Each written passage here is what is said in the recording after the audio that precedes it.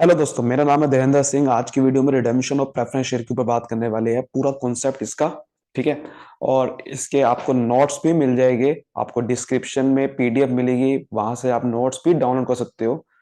और साथ ही साथ अगर आप कॉर्पोरेट अकाउंटिंग की और वीडियो देखना चाहते हो तो उसका भी प्लेलिस्ट आपको लिंक डिस्क्रिप्शन में मिल जाएगा। चलिए शुरू करते हैं। तो पहले रिडेम्पशन और प्रेफरेंस शेयर को थोड़ा समझ लेते हैं क्या लिखा होता है। पहले इसको ना पढ़ो बिल्कुल भी। अभी हम थोड़ा सा पहले मीनिंग समझते हैं इसका क्या है। तो जैसे कि आपको पता है कि शेयर्स दो तरीके के होते हैं। शेयर्स हमारे दो तरीके के होते हैं। एक होते हैं इक्विटी शेयर्स, जो कि ओनर शेयर भी बोलते हैं। ये बेसिकली जो इक्विटी शेयर खरीदता है वो कंपनी का ओनर बन जाता है।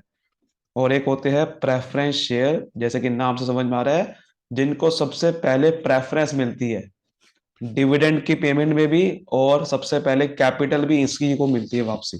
इक्विटी वाले को बचा कुचा मिलता है, प्रेफरेंस वाले को सबसे पहले मिलता है। प्रेफरेंस सबसे पहले सीधी, तो उसकी बात कर रहे हैं हम। जो कंपनी प्रेफरेंस शेयर को इशू करती है और जब उसका पैसा लौटाती है, उसे लौटाने को बोलते हैं रिडेम्पशन ऑफ प्रेफरेंस शेयर्स। यानी कि कंपनी ने पैसा उठाया प्रेफरेंस शेयर से, अब उसको लौटा रही है, पैसा वापसी दे रही है वो पैसा, तो उसे क्या बोलते हैं? रिडेम्पशन। यानी कि पैसे को लौटा देना, वापसी दे देना। तो उसी के ऊपर बात करने वाले हैं। तो उसमें बहुत सारे प्रोविजन बने हुए हैं कंपनीज में, कंपनीज एक्ट में। ऐसे आप किसी भी प्रेफरेंस शेयर को रिडीम नहीं कर सकते जब तक कि जो हम प्रोविजन समझने वाले हैं वो प्रोविजन आप पूरे नहीं करोगे। तो एज पर कंपनीज एक्ट 1956, जो अमेंड हुआ था बाद में, उन्होंने कहा था कि only preference shares which are redeemable within 20 years can be issued. जो आपने प्रेफरेंस शेयर वही करने हैं, रिडीमेबल वही हो सकते हैं जो 20 साल के अंदर वही आप इशू कर सकते हो। जो प्रेफरेंस शेयर 20 साल के अंदर रिडीम हो सकते हैं, ठीक है। सो प्रेफरेंस शेयर 20 साल के अंदर आपको रिडीम करने होते हैं। इसका मतलब ये है, अगर आपने इशू किया है तो उसके 20 साल के अंदर आपको रिडीम करने होते हैं, वही आप इशू कर सकते हो। द प्रेफरेंस शेयर में भी रिडीम, देखो प्रेफरेंस शेयर को जब आपने रिडीम करना होता है वो एट पार कर सकते हो, और या फिर प्रीमियम, एट प्रीमियम। इसका मतलब क्या है? मान लो कि आपने प्रेफरेंस शेयर इशू करे थे, 1,000 प्रेफरेंस शेयर इशू करे थे कंपनी ने, ठीक है। और एक शेयर की वैल्यू रखी थी 10 रुपए की, मान लो। और आपने जब पैसा लौटाया वापसी, तो आपने पूरा का पूरा पैसा लौटा दिया, वही वाला जो पहले लिया था, कि 1,000 शेयर ऑफ 10 रुपए की ही each। तो इसको बोलते हैं एट पार, यानी कि 10 रुपए का था एक शेयर तो 10 रुपए में ही लौटा दिया। इसको क्या बोला जाएगा? एट पार।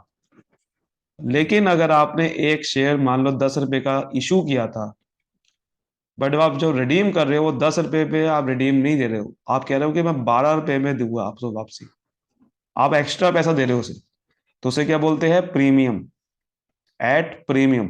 तो एट प्रीमियम पे रिडीम करने का मतलब कि जब आपने एक्स्ट्रा पैसा उसे दे रहे हो और आपको लॉस हो गया उस चक्कर में, तो उसे प्रीमियम बोलते हैं। प्रीमियम मतलब एक्स्ट्रा पेमेंट दे रहे हो। तो आपने जो एक्स्ट्रा दे रहे हो वो कितना दे रहे हो? कि 10 रुपए का तो शेयर था, बट आप 2 रुपए इसको एक्स्ट्रा दे रहे हो, तो वो दैट इज प्रीमियम। तो रिडेम्पशन में भी डन फ्रॉम प्रोसीड। अब रिडेम्पशन कैसे कैसे हो सकता है उसका भी देखो बता रखे हैं। जो रिडेम्पशन होता है वो बहुत तरीके से हो सकता है। आप रिडेम्पशन कैसे कर सकते हो? एक तरीका है कि आप नए शेयर इशू कर दो, ठीक है। Fresh issue of shares. आप कैसे कर सकते हो? आप एक नए शेयर को इशू कर दो। इससे फायदा क्या होगा? जितना की कैपिटल आप वापसी दे रहे हो तो उतनी कैपिटल बिजनेस में कम नहीं होगी। मान लो कि 1 लाख रुपए की आपने कैपिटल वापसी लौटा दी, तो कंपनी के पास तो 1 लाख रुपए की कैपिटल कम होगी। तो कंपनी ऐसा करना नहीं चाहती है, बिकॉज इससे बहुत ही नेगेटिव इंप्रेशन पड़ता है आपके एसेट्स पे, आपके इन्वेस्टर के पॉइंट ऑफ व्यू से। तो क्योंकि कंपनी की कैपिटल कम होने का मतलब होता है कि कंपनी बर्बाद हो रही है, इसका मतलब। तो इसलिए कंपनी क्या करती है? फ्रेश इशू कर देती है। जितने की आपने शेयर रिडीम कर रहे हो उतने के ही एक और नए शेयर इशू कर दे, जिससे कैपिटल बिजनेस की बनी रहे, कम नहीं होगी। 1 लाख के इधर मैं रिडीम कर रहा हूं प्रेफरेंस शेयर, और 1 लाख के उधर मैंने इशू भी कर दिया इक्विटी शेयर। इससे क्या होगा कि 1 लाख रुपए बिजनेस में रहेगा ही रहेगा, कम नहीं होगा।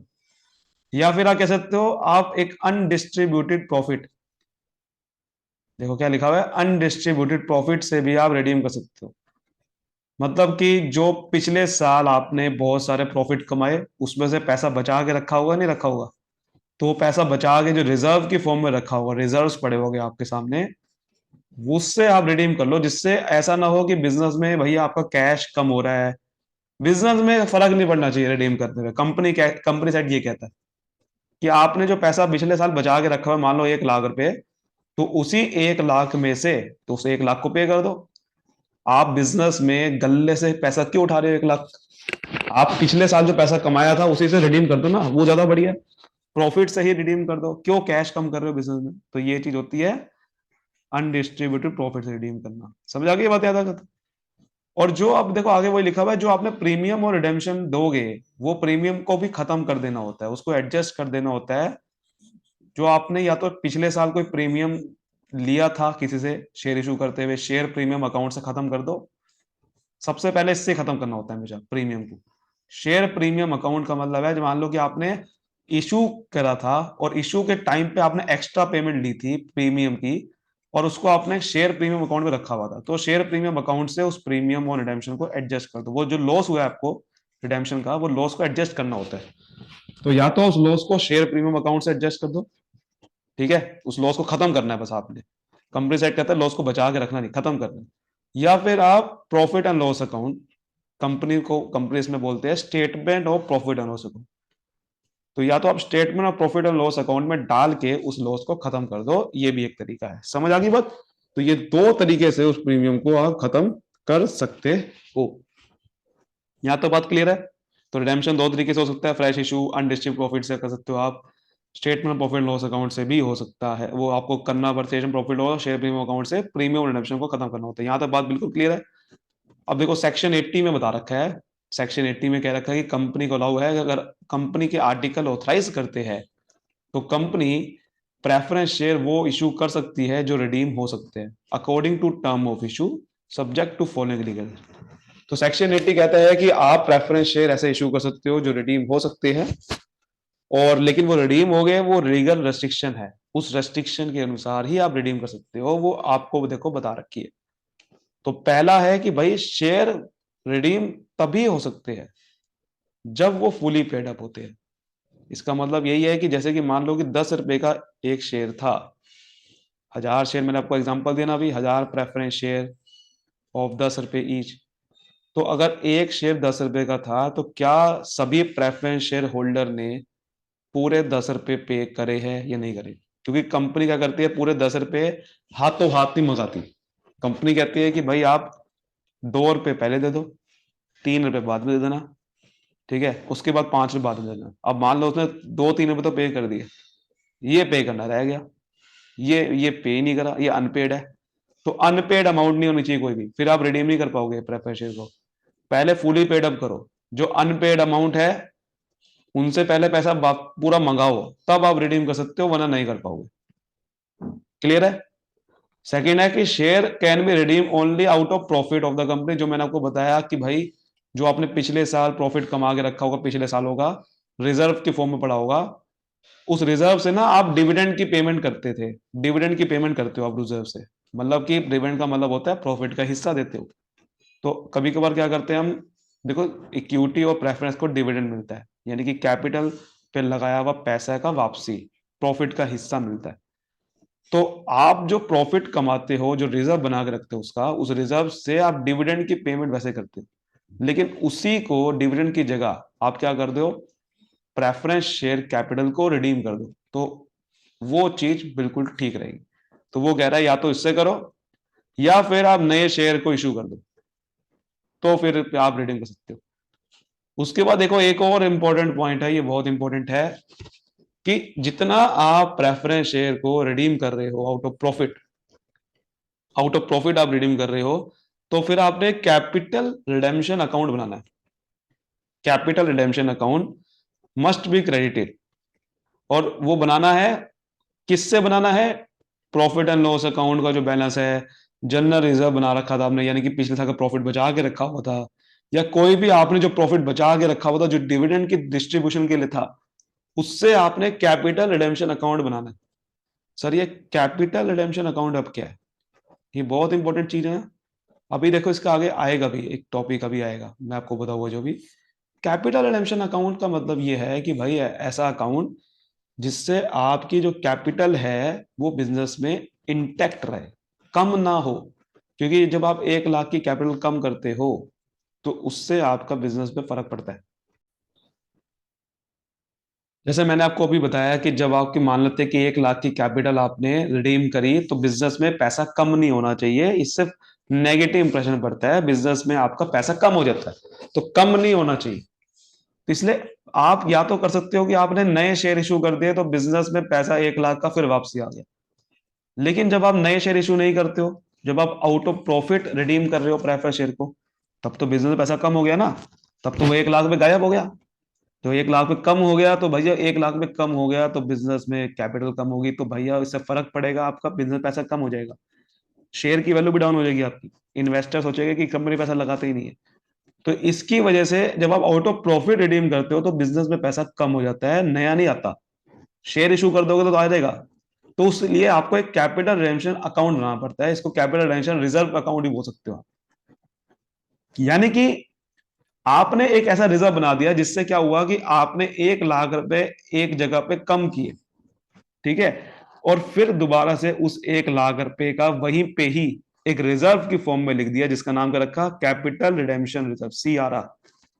बैलेंस शीट आप देखते हो, बैलेंस शीट में आपने क्या करा, बैलेंस शीट में देखो, जैसे कि अगर मैं बैलेंस शीट की छोटी सी बात करूं, जैसे कि आपने इधर आपने प्रेफरेंस शेयर कैपिटल लिखी भी थी, मान लो 1 लाख की, ठीक है। और इस 1 लाख, क्योंकि आपको पता है कि अकाउंटिंग इक्वेशन क्या कहती है, अगर 1 लाख इधर है तो भैया 1 लाख का एसेट साइड भी बराबर होगी, क्योंकि एसेट और लायबिलिटी बराबर होती है। मान लो इधर 1 लाख का कैश पड़ा हुआ था, ठीक है। अब आपने क्या करा, 1 लाख को खत्म करा, तो जब 1 लाख खत्म होगा तो कैश भी इधर खत्म हो जाएगा, है ना। क्योंकि 1 लाख में अगर आपने, क्योंकि कैश से आपने क्या बनाया होगा, जो अपने प्रॉफिट अपन बनाया होगा। अब मान लो 1 लाख रुपए इधर था, 1 लाख में इधर था, और इधर फिर आपने रिजर्व भी बनाया हुआ था, रिजर्व। रिजर्व आपका मान लो इधर 1 लाख का था, और इधर आपके उसी रिजर्व से कुछ एसेट बना रखे थे आपने 1 लाख। अब आपने क्या करा था, मैंने को क्या बताया था, आउट ऑफ प्रॉफिट रिडीम करना है, तो यानी कि इस 1 लाख का प्रॉफिट से आपने रिडीम कर दिया, तो 1 लाख से प्रॉफिट जब आप रिडीम कर दिया तो ये प्रेफरेंस शेयर कैपिटल कम होगी। लेकिन भाई भाई जब इधर 1 लाख कम होगा तो क्या एसेट साइड कम नहीं हो जाएगा? बिल्कुल होगा सर। कैश भी कम हो जाएगा, बिकॉज अगर प्रेफरेंस शेयर कैपिटल से कैश आया था तो वो कैश भी कम हो गया अपना। भले ही आप रिडीम रिजर्व से कर रहे हो, लेकिन अल्टीमेटली एसेट साइड पे तो इंपैक्ट पड़ता ही पड़ता है ना, ये ऐसे होता है। तो इसलिए आपने करा, तो अब आपकी 1 लाख की कैपिटल कम होगी, इसलिए आपने भैया नए शेयर भी इशू नहीं करे। तो आपने कहा कि एक और यहाँ पर कैपिटल रिडेम्पशन रिजर्व बना दो 1 लाख का, इधर 1 लाख पे दोबारा लिख दो, लेकिन इक्विटी शेयर कैपिटल नहीं, कैपिटल रिडेम्पशन रिजर्व लिख दो। और वो कैपिटल रिडेम्पशन रिजर्व बना दो, वही पिछले साल के जो प्रॉफिट बचे हुए थे जनरल रिजर्व था उससे ही बना दो आप। और जैसे ही आप कैपिटल रिजर्व बनाओगे तो इधर भैया अपने आप दोबारा से एसेट साइड पे कुछ ना कुछ कैश आ जाएगा। तो ये फायदा होता है इसके, ठीक है। चौथा पॉइंट क्या लिखा हुआ है कि वही अगर आपको रिडीम करना है द प्रीमियम, तो वही आप प्रीमियम को रिडीम कर सकते हो, और वो आपको रिडेम्पशन के टाइम पे पे करना होगा आउट ऑफ प्रॉफिट या फिर out of share premium account. वो प्रीमियम कैसे पे करोगे, या तो शेयर प्रीमियम अकाउंट से पैसा लोगे जो पहले बना रखा था शेयर प्रीमियम, या तो प्रॉफिट से ही पैसा लोगे। तो लगभग ये चीज है, यहां तक बात क्लियर है। क्योंकि आप सोच रहे कि भाई एसेट साइड पे इफेक्ट करता है, बिल्कुल पड़ता है यार। जब आप इधर कैपिटल आती है तो उधर एसेट भी तो लेके आती है, और जब कैपिटल कम होगी, भले ही आप रिजर्व से कम कर रहे हो, तो इधर एसेट साइड पे तो इंपैक्ट पड़ेगा पड़ेगा। रिजर्व से फायदा क्या होता है, बस आपने वो पुराना पैसा बचाया हुआ था, लेकिन मेरे भाई जितना रिजर्व इतना बनाया हुआ था उतना ही एसेट भी तो बना रखा था। जितना आपने रिजर्व बना रखा था वो एसेट भी तो उसने का बना रखा होगा, क्योंकि कैपिटल और लायबिलिटी और एसेट बराबर होते हैं। तो एसेट साइड पे इम्पैक्ट पड़ता ही पड़ता है। इसलिए आपने क्या करा, CRR जैसे बनाओगे तो उतना ही फिर आपकी 2 लाख की ही लायबिलिटी दोबारा से रह जाएगी, और इधर भी 2 लाख ही रहेगा। ये फायदा होता है आपका CRR का, कैपिटल रिजर्व।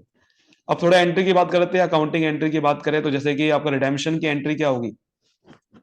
देखिए जब कंपनी को पैसा आता है तो एंट्री ये होती है कि bank account debit to preference यानी कि जब कैपिटल बनती है प्रेफरेंस शेयर की तो क्या मॉनिटरी बोलते हैं, प्रेफरेंस शेयर कैपिटल अकाउंट। ठीक है, जो कंपनी के पास पैसा आता है और जब पैसा वापसी लौटाएंगे तो एंट्री उल्टी हो जाती है, preference share capital account to bank account, क्योंकि पैसा आता है तो bank debit what comes in, है ना, और जब पैसा जाता है तो बैंक अकाउंट क्रेडिट हो जाएगा, क्रेडिट व्हाट गोज अप।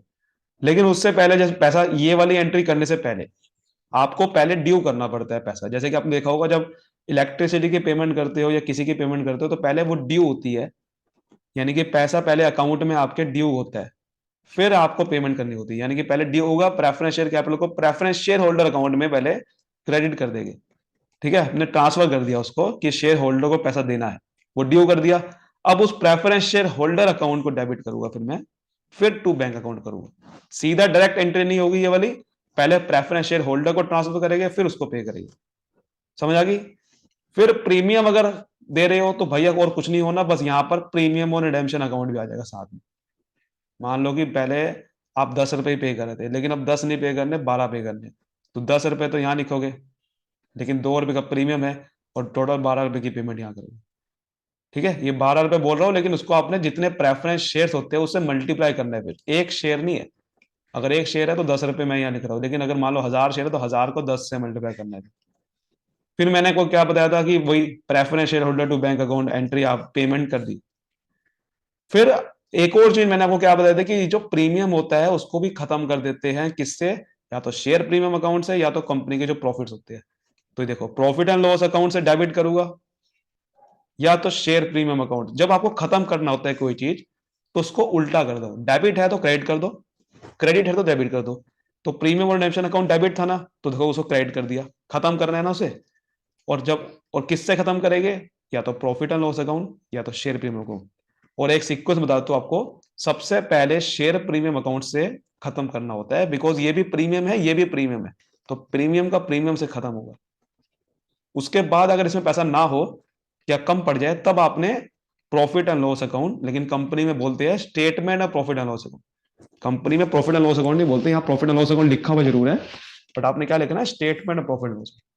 फिर प्रॉफिट से या तो खत्म कर देंगे तो डेबिट करेंगे, प्रॉफिट से खत्म कर डेबिट करते हैं, क्योंकि ये इनकम है सारी, और इनकम क्रेडिट होते हैं तो जो इनकम से पैसा उठाते हैं तो डेबिट हो सकती है। ठीक है, तो being premium and redemption adjusted against profit and loss account and share. यहां तक बिल्कुल क्लियर है, बिल्कुल बढ़िया। अब मैंने आपको क्या बताया था, कैपिटल रिडेम्पशन रिजर्व।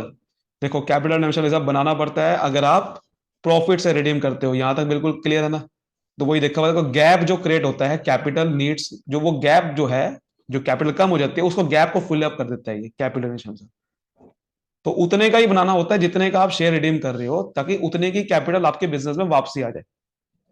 कैसे बनेगा, वही जनरल रिजर्व, यानी कि जो प्रॉफिट बचा के रखा हुआ था रिजर्व की फॉर्म में, या तो आपके पुराना कोई प्रॉफिट है, प्रॉफिट एंड लॉस अकाउंट में पड़ा हुआ है, उससे उसको डेबिट करेंगे, और एक नया रिजर्व जब बनता है वो क्रेडिट होता है, क्योंकि लायबिलिटी होती है, वो इनकम है आपकी, तो कैपिटल रिडेम्पशन रिजर्व में डाल देंगे। रीजन क्या होता है, रीजन यही होता है कैपिटल इंटैक्ट बनाना, मतलब कि जितनी कैपिटल आपके बिजनेस में गई है 1 लाख की, उतने की ही 1 लाख की कैपिटल वापसी आ जाए, कम ना हो। वो चीज करने के लिए, कैपिटल इंटैक्ट बनाने के लिए आपका ये करना पड़ता है, जिससे आपके बिजनेस में, क्योंकि 1 लाख की जितनी कैपिटल होती है तो 1 लाख के एसेट्स भी होते हैं। पता है ना आपको ये बात, ये थोड़ी है कि 1 लाख की खाली कैपिटल है तो एसेट नहीं है उसके, ये कैपिटल और साथ में एसेट आपके, एसेट और लायबिलिटी बराबर होते हैं। तो एसेट भी कम हो गए ना 1 लाख के, अगर आप रिडीम कर दे तो उतने ही के एसेट आ जाएंगे वापसी। इसीलिए तो जो आपने ये कैपिटल इंश्योरेंस बनाया, तो ये हवा से नहीं बन गया, आपने जब बनाया तो उतने के ही, जैसे रिजर्व आता है तो कैसा आता है कंपनी के बाद, कैश आ गया। आपने पिछले ये जो प्रॉफिट है ये प्रॉफिट कैश में होगा ना, इसीलिए तो यहीं से फिर आपका बिजनेस में उतने के ही अपने आप एसेट आ जाएंगे। तो कैपिटल इंटैक्ट में यानी कि जो शेयर रिडीम हुआ है उतने के ही share are redeem out of undistributed profit of the company. ठीक है, कैपिटल इंटैक्ट बनाना जब शेयर रिडीम होते हैं आउट ऑफ प्रॉफिट, और ऊपर से क्रेडिटर का इंटरेस्ट प्रोटेक्ट करना, बिकॉज आपको पता है कि डायरेक्टर जो है वो डिस्ट्रीब्यूट करते हैं, ये जो प्रॉफिट बचा के रखते हैं वो डिविडेंड की फॉर्म में डिस्ट्रीब्यूट करते हैं। तो इसलिए जो ये प्रॉफिट बचा के आप रखोगे, इसका फायदा क्या होगा कि क्रेडिटर जो सोचेगी कंपनी, वो सोचेगी हाँ यार कंपनी के पास पैसा है, कंपनी ऐसा नहीं है कि अपना पैसा वापसी दे रही है लोगों को और जानबूझ के ताकि हमें डिविडेंड ना दे। तो इसलिए वो कंपनी, जो कंपनी के पास जो कर्जे है, कर्जदार है, वो सोचते हैं कि हाँ यार कंपनी चलो भाई अपने ख्याल रख रही है, अपने कैपिटल कम नहीं कर रही है, इसका मतलब पैसा है कंपनी के पास। बिकॉज कैपिटल कम होती है तो कंपनी का पैसा कम होता ही होता है, इसीलिए सीधा इम्पैक्ट होता है। तो आज के लिए फिर इतना ही, उम्मीद करते हो अच्छे से आपको समझ में आएगा। वीडियो को लाइक करें, सब्सक्राइब करिए। Thank you so much, all the best, मिलते हैं अगली वीडियो में।